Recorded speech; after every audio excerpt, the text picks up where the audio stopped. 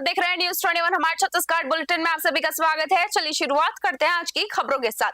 पहली खबर हमारी रायपुर से आ रही है। रायपुर में कांग्रेस ने नकटी गांव में हुई तोड़फोड़ की कार्रवाई को लेकर भाजपा सरकार पर गरीबों के साथ अन्याय करने का आरोप लगाया है।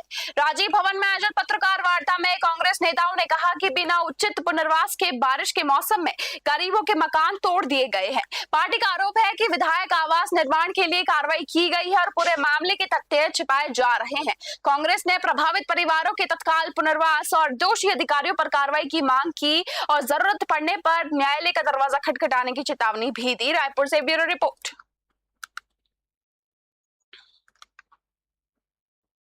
रायपुर पुलिस कमिश्नरेट के गुड़ियारी थाने में जब्त माल के डिजिटल प्रबंधन के लिए ई माल खाना प्रणाली की शुरुआत की गई। Police commissioner doctor Sanjeev Shukla और additional police commissioner Amit Tukaram Kamle ने इसका शुभारंभ किया। नई व्यवस्था के तहत जब्त सामग्री का बारकोड, डिजिटल पंजीयन और रेकवाइज्ड रिकॉर्ड रखा गया है। इससे जब्त माल की ट्रैकिंग, सुरक्षा और पारदर्शिता में सुधार होगा। कार्यक्रम में डीसीपी नॉर्थ मयंक गुर्जर सहित पुलिस विभाग के अन्य अधिकारी भी मौजूद रहे। रायपुर से bureau report.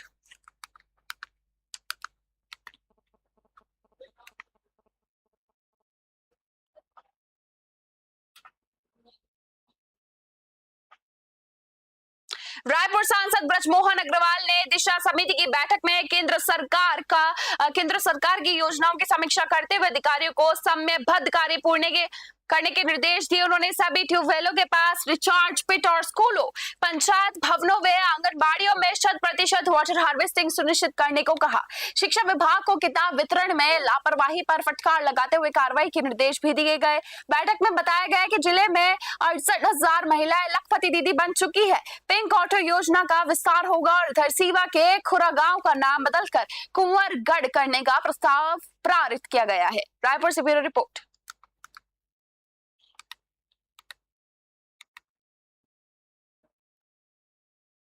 Raipur collector doctor Gaurav Singh ने समय सीमा बैठक में लंबित पेंशन प्रकरणों का शीघ्र निराकरण, पौधारोपण की कार्य योजना और ई रिक्शा वितरण और प्रधानमंत्री आवास योजना की लंबित किस्तों का जल्द भुगतान सुनिश्चित करने के निर्देश दिए हैं। उन्होंने समाज कल्याण, वन, उद्योग और श्रम विभाग को समन्वय के साथ कार्य करने को कहा। कलेक्टर ने सड़क किनारे व्यापक पौधारोपण, पात्र हितग्राहियों को ई रिक्शा वितरण और पीएम आवास योजना के लिए लंबित भुगतान समय पर पूरा करने पर जोर भी दिया। बैठक में नगर निगम, जिला पंचायत और विभिन्न विभागों के अधिकारी उपस्थित रहे। रायपुर से ब्यूरो रिपोर्ट। बस्तर में पिछले 36 वर्षों से आदिवासी समाज के स्वास्थ्य, शिक्षा और सामाजिक उत्थान के लिए कार्य कर रहे पद्मश्री डॉक्टर रामचंद्र गोडबोले और उनकी पत्नी सुनीता गोडबोले को उनके समर्पित सेवा कार्यों के लिए राष्ट्रीय सम्मान मिला है। महाराष्ट्र से आए इस दंपति ने बस्तर को अपनी कर्म भूमि बनाकर हजारों लोगों के जीवन में बदलाव लाया। बनफूल संस्था के माध्यम से दोनों स्वास्थ्य, शिक्षा, पोषण और बालिका सशक्तिकरण के क्षेत्र में लगातार काम कर रहे हैं। राष्ट्रपति के हाथों मिला पद्मश्री सम्मान उनके निस्वार्थ योगदान की राष्ट्रीय पहचान है और जिसकी मुख्यमंत्री विष्णुदेव साय सहित कई नेताओं ने काफी ज्यादा सराहना की है। दंतेवाड़ा से डीएम सोनी की रिपोर्ट। कोरबा में वन विभाग और नोवा नेचर संस्थान के संयुक्त प्रयास से घायल मोटल वुड आउल का सफल रेस्क्यू कर उपचार के बाद उसे प्राकृतिक आवास में छोड़ दिया गया है।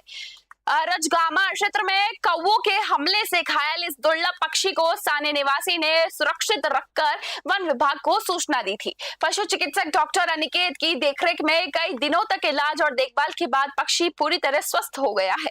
वन विभाग ने बताया कि मोटल वुड ऑफ ऑल पारिस्थितिक संतुलन बनाए रखने में महत्वपूर्ण भूमिका निभाता है और इसे वन्यजीव संरक्षण अधिनियम 1972 की अनुसूची 1 के तहत सर्वोच्च कानूनी संरक्षण प्राप्त है। कोरबा से दिलीप कुमार वैष्णव की खास रिपोर्ट आप सब देख रहे हैं।